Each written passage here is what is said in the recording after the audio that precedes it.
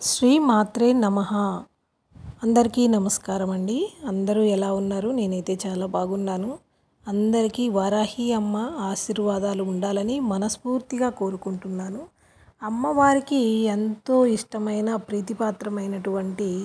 ఇష్టమైనటువంటి అష్టమి తిథి కలిగినటువంటి రోజున ఇప్పుడు చెప్పబోయే మంత్రాన్ని గనక జపించారు అంటే ఆ తల్లి మిమ్మల్ని చల్లగా చూస్తుందండి. అందుకోసమైతే ఈ మంత్రాన్ని చెప్పడం జరిగింది.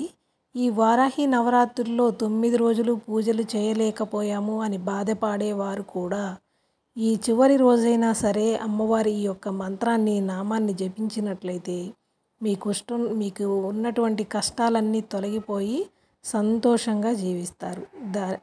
అలాగే మీకున్నటువంటి అనారోగ్యం కానీ ఏదైనా సరే మనసులో అమ్మవారికి చెప్పుకొని ఒక్క 5 నిమిషాలు అమ్మవారిని తలుచుకుంటూ అమ్మవారిని ఊహించుకొని మీకున్న బాధలన్నీ చెప్పుకున్న తరువాత అమ్మ ఇట్లా అని చెప్పి అప్పుడు ఈ మంత్రాన్ని 108 సార్లు జపించడానికి ప్రయత్నించండి.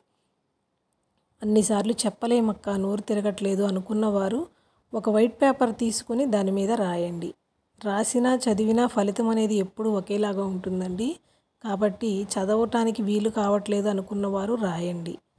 ఇంకొక విషయం ఏమిటంటే డేట్ టైంలో కానీ నాన్ వెజ్ తిన్నప్పుడు కానీ ఇలాంటి మంత్రాలను పఠించకూడదండి. అది మనకే దోషం కలుగుతుంది. కాబట్టి అమ్మవారి మంత్రాలను అలా ఎప్పుడు పడితే అప్పుడు జపించకండి. ఎక్కువగా రాత్రివేళ జపించడానికి ప్రయత్నించండి. ఆ మంత్రం వచ్చేసి ఓం వరాహదేహ సంభూతాయై నమః. ఓం వరాహదేహ సంభూతాయై నమః.